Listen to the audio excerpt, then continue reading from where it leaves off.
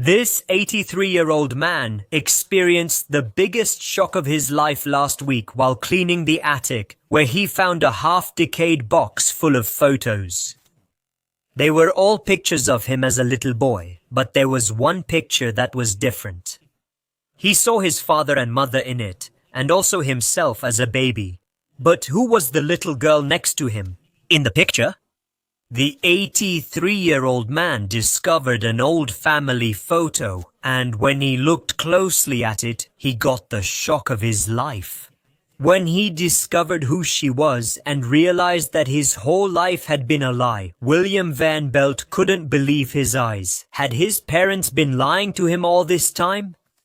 He couldn't remember anything about this girl, but it seemed she was an important part of the family at that time. William couldn't leave it at that, so he began investigating. His parents had passed away, so he couldn't ask them directly, but fortunately, he had other family members. He had always maintained a good relationship with them. Some of them were younger than him, but some were a little older, so maybe that meant they still remembered the girl in the picture, even though he didn't remember her. William first knocked on the door of his niece, who was 2 years older than him and was about 3 years old when the picture was taken. But strangely, she had never seen this girl before. She assured him, "As far as I know, I was always the only child." But then who was this girl? The matter became even more complicated. William even suspected that Claudia was hiding something from him for a few moments. Was there something Claudia hadn't told him? Or were his parents hiding this girl from the world? And if so, where was she? There was something unnatural, and William had to find out what it was. His investigations led him to the heart of this question. When he finally discovered who she was, he found it hard to hold back his tears. When he arrived at his Aunt Ina's house and asked her if she knew who the girl was, she accidentally uttered her words and answered his burning question with sadness. He drove to her house, locked the car, and nerves were coursing through his body as he walked to the front door and rang the bell. But his plan worked perfectly, because when he sat silently in front of his elderly aunt, who suffered from mild dementia, she accidentally spoke out. He quietly set the photo before her, and when he pointed to the girl, the old woman said loudly, "This is Olga." Then she realized what she had done, and her eyes widened immediately after saying it, and she put both hands over her mouth. "How can I be this shallow? I've been silent all these years," she said, and it seemed like she wanted to take her words back, but it was too late. William asked her with a serious look, "Who is Olga? And why is she in the family photo with me and my father?" The old lady began to cry silently, then she whispered to herself, "I promised never to talk about this." She looked at William with her tear-filled eyes, and she explained that they had kept this secret all these years to protect him. William asked her, "To protect me?" "To protect me from what?" she added. "It's not for me to tell you. I advise you not to look for this woman, because she will only hurt you. But if you really want answers and my words don't stop you from searching, you'll find them in the regional archive, here in the city." "The regional archive? What will I find there?" She had accidentally revealed the name of the girl in the picture, but she left him with more questions than he had before. He forgave her for her silence all these years. But he couldn't end his search here, so he went to the regional archive and started looking through the books there. He got upset when he saw the next thing. Between the names of his parents, he was supposed to be mentioned as their only son, but his name wasn't even there. Instead, under his parents' names were the dates of their deaths, and then also the words, "no children." How could this be? Surely he was their son. But it was as if this book was telling him that he was never born, at least not as the son of the people he thought were his parents.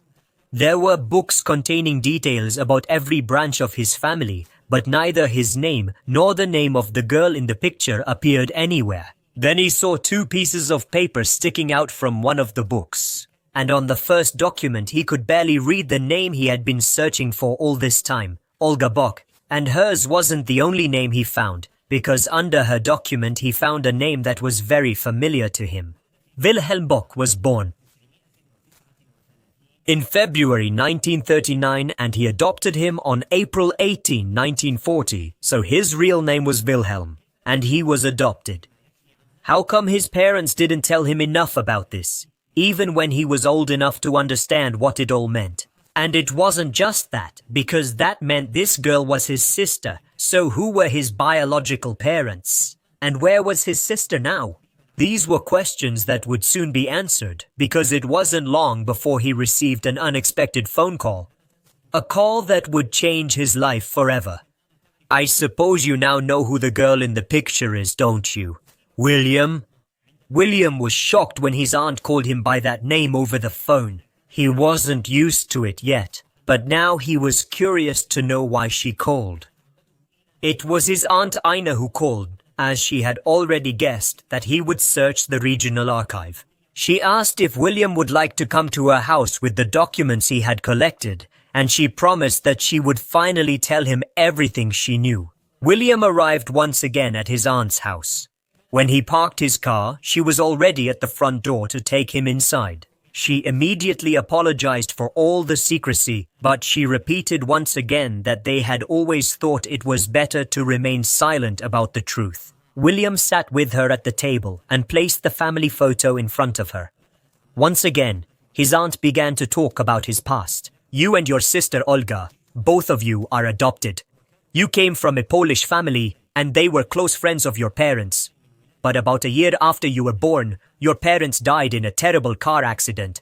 Then your new parents, Judy and James, adopted you. In the end. And the picture you put in front of me now was taken on the day you were adopted. You were both too young to understand what happened, but something connected you, and it was hard to explain. But that wasn't healthy for both of you together.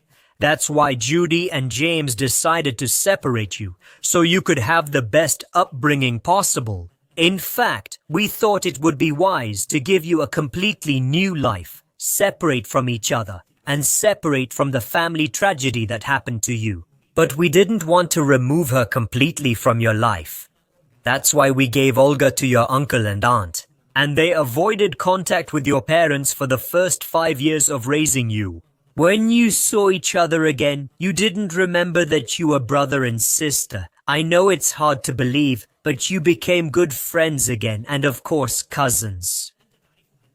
Do you know her now as Claudia? William couldn't believe what he had just heard. His cousin Claudia, whom he was in regular contact with every week, was actually his sister Olga. How could that be possible? How could neither he nor she remember anything?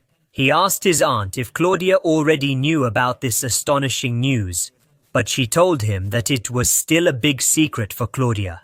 Maybe you should be the one to tell her, his Aunt Ina said. William nodded happily. Yes, I will do it. What happened next was touching. He couldn't wait any longer and immediately told her the news, explaining the whole situation to her. The 85-year-old woman looked at William with wide eyes and didn't know what to say. At first, I always knew, of course.